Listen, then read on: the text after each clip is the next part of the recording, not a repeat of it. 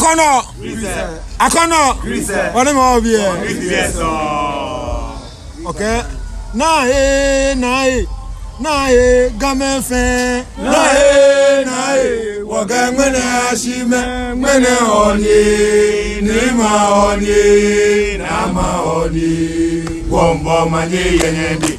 Nae, game fe. Nae, waga mwene ashime, mwene oni, nima oni, nama oni. Wombo manye yenyedi, o manye, nimo manye yenyedi, nanye o manye, namo manye yenyedi, kulu manya bala wo fe ni wo ngwe, kulu manya bala wo fe ni wo ngwe. Wombo wo akaja kwa yo, wombo wo kaja ko yi kashe ishoyi, lo aba ma ba keke ni wona wo yi. Wombo wo kaja kwa yo, wombo wo kaja ko yi kashe ishoyi, lo aba ma ba keke ni wona wo yi. Yo wa nyongo nwane, shajo bela kwe, keke bia mena mo yi. Yo wa nyongo nwane, shajo bela kwe, keke bia mena mo yi. Nae, waga mwene ashime, mwene oni, nima oni, nama oni, wombo manye yenyedi. Nae, waga mwene ashime, mwene oni, nima oni, nama oni, wombo manye yenyedi. Nae, waga mwene ashime, mwene oni, nima oni, nama oni, wombo manye yenyedi. Wombo manye au manye, nimo manye yenyedi. Wombo manye, namo manye yenyedi. Kulu manya bala wo fe ni wo ngwe, kulu manya bala wo fe ni wo ngwe. Wombo wo kanja kwa yo, wombo wo kanja kwa kashe ishoyi. Baba, maba, kebye wana waye. Wombo wo kanja kwa yo, wombo wo kanja kwa kashe ishoyi. Baba, maba, kebye wana waye. Yo wa nyongo nwane, shianjo melakwe, kebye wana waye. Yo wa nyongo nwane, shianjo melakwe, kebye wana waye. Nae, waga mwene ashime, mwene oni. Nima oni, nama oni, wombo manye yenyedi. Game bobolo ma wo bade bia nyongo e. Game bobolo ma wo bade bia nyongo. Yo wa moni boje, lejo peleje nyongo. Wakame beni womba, osofo ewije wokeba. Game bobolo ma wo bade bia nyongo e. Game bobolo ma wo bade bia nyongo.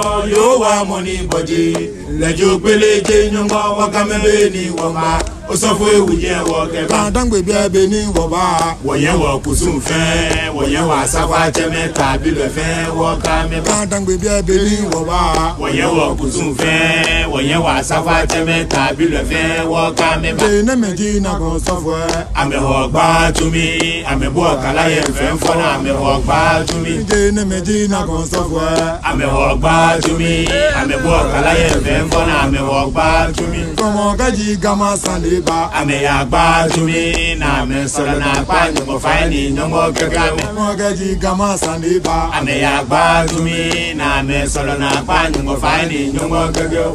Kame bobolo mawo bwade bia nyongo, yo wa moni bodi, lejo peleje nyongo, wakame beni womba, osofo ewuje wokeba. Kame bobolo mawo bwade bia nyongo e. Kame bobolo mawo bwade bia nyongo, yo wa moni bodi, lejo peleje nyongo, wakame beni womba, osofo ewuje wokeba. Kame bobolo mawo bwade bia nyongo e. Kame bobolo mawo bwade bia nyongo, yo wa moni bodi, lejo peleje nyongo, wakame beni womba, Usafoye wuje woke ba. Dangwe bebe ni woba. Woye wo kusun fe, woye wa safa teme tabi le fe wo kame ba. Dangwe bebe ni woba. Woye wo kusun fe, woye wa safa teme tabi le fe wo kame ba. Na medina bo sofo.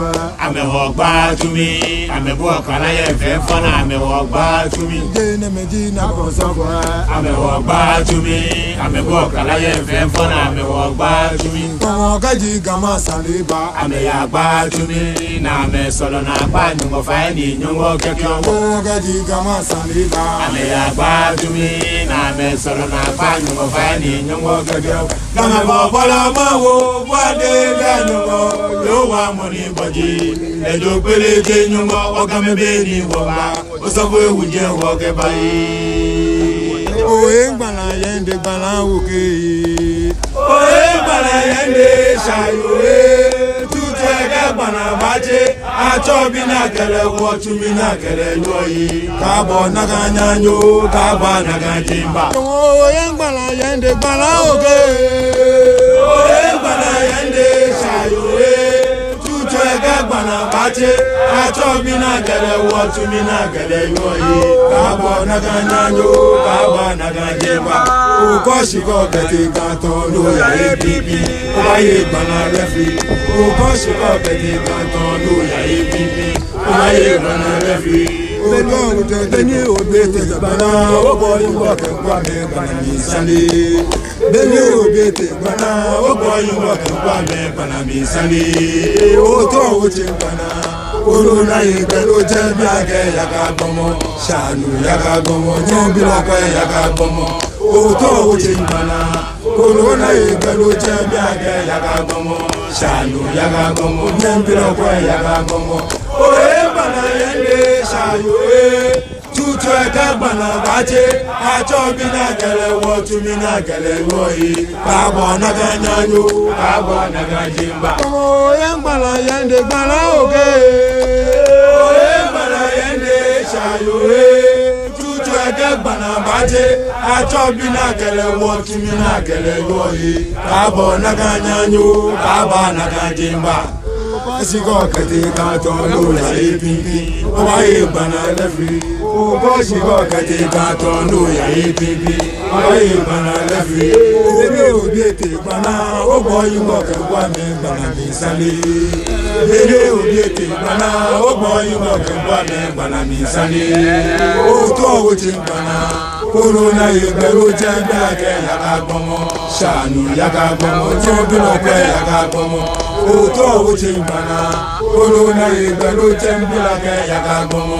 Ṣàánú yaga gbomo. Jembe lope yaga gbomo. Oye gbana yende ṣàyòwé. Tutu eke gbana baje. Acho bi na kele wo tumi na kele yoyi. Kabo naga nyanyo, kaba naga jimba.